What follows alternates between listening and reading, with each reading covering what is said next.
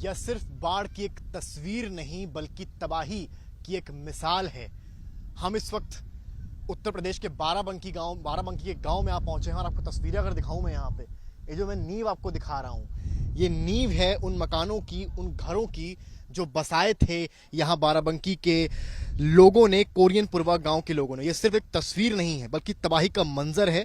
इस बाढ़ के पानी में बहे घर नहीं बल्कि सपनों और संघर्ष से बने वो आशियाने हैं जिनका अब केवल और केवल निशान मात्र बाकी रह गया है। इस कटान के थ्रू सरयू का कहर इस तरह बरपा कि घर के घर यहां से बह गए और लोग मजबूर हो गए, जिनके घर बचे वो मजबूर हो गए अपने घर तोड़कर, ईंटें निकाल कर रखने के लिए। जो तस्वीर मैं आपको दिखा रहा हूं, सरकार ने तो प्रधानमंत्री आवास योजना के तहत इनकी मदद करी, पर प्रकृति का कहर इन सभी ग्रामीणों पर इस कदर बरसा कि ये मजबूर हो गए। किसी के घर बह गए तो कोई डर की वजह से अपने मकान खुद तोड़कर यहाँ पर आने को मजबूर हो गए। जो सरयू का कहर है वो जिस तरह से बरपा है वो डराने वाला है। और ये वही लोग हैं जिनमें से कुछ लोगों के मकान इस के थ्रू जो है इस बाढ़ के कहर से बह गए हैं, तो कुछ लोगों का आपको पीछे तक की मैं तस्वीर अगर दिखाऊं तो कुछ लोगों ने अपने जो बन रहे मकान थे उनके उस काम को रोककर ईंटें नीचे कर लिए हैं, सामान नीचे कर लिया है और अपना काम रोक दिया है। क्योंकि कटान जिस तरह से बढ़ रहा है, बाढ़ का खतरा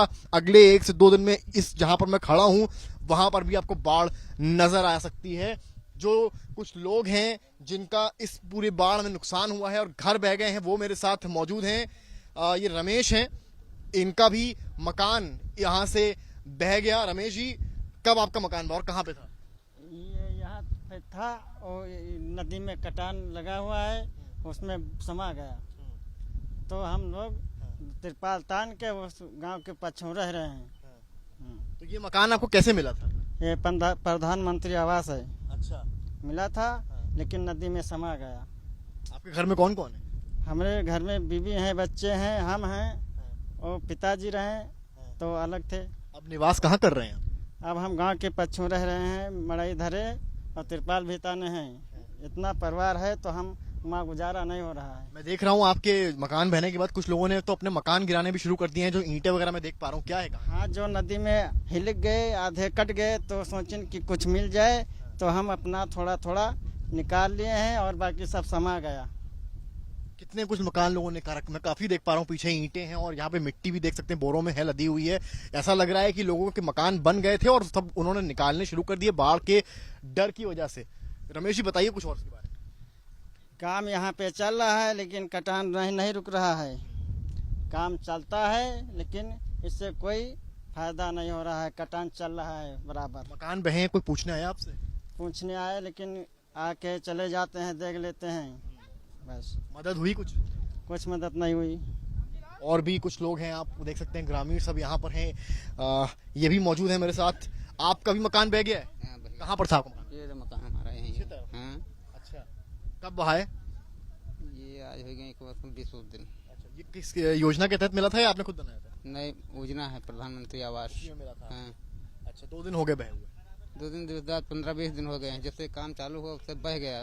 अच्छा। हाँ। घर पे कौन कौन है आपके? हम भी, हमारे लड़के बच्चे थे, बेबी हैं। अभी कहाँ रह रहे हैं आप? आप उधर जो है तिरपाल ताने थे, उधर पश्चिम रह रहे थे गाँव के। खाना पीना कैसे चल रहा है? खाना पीने को वो दिक्कत तो जो मिलता है वही तो खावा पिया जा रहा है, जो मतलब प्रशासन से मिल रहा है। हाँ। और बाकी तो यहाँ कुछ कोई सुनवाई हो। आपका तो घर बह गया, कोई सरकार की तरफ से, प्रशासन की तरफ से मदद के लिए आ गया है? और कोई नहीं आया प्रशासन यहाँ। कोई नहीं आया। आगे कैसे बसेरा चलेगा? तो ऐसे अब यही से नहीं कुछ सहायता दिया जाए भाई, कहीं रहने को या गुजारा इसको कैसे रह जाएगा भाई। आपके साथियों ने आपके मकान के बाद अपने घर भी ढहाने शुरू कर दिए। हाँ, तो इस जरिए से जो है परेशानी हम लोगों का है बहुत तगड़ी हर चीज के लिए। भाई कोई चीज यहाँ मिलता नहीं है तो हर चीज बह गवा, तो बताओ हम लोग क्या करें भाई। आप लोगों के मजबूरी जो है वो दर्शा रहा हूँ, मैं आपको दिखा रहा हूँ कि किस तरह से डर का ये माहौल था कि ये मकान जो लोगों के थे वो लोग खुद जो है उन्होंने ढहा दिए। कितने परिवार यहाँ पर थे और जिस तरह से ये तस्वीरें आप देख सकते हैं, ये बयां कर रही हैं उत्तर प्रदेश के बाढ़ की तस्वीर, वो डरावनी तस्वीर जिसके कई पहलू हैं। केवल मकान बह जाना, सामग्री ना पहुंचना ही इकलौता पहलू नहीं है, बल्कि एक पहलू ये भी यहां से निकल कर सामने आया है कि लोग डर के मारे अपने बसे आशियाने ढहाने को इस बाढ़ में मजबूर से हो गए हैं। सहयोगी रेहान और कैमरामैन नीरज कुमार के साथ समर्थ श्रीवास्तव, आज तक।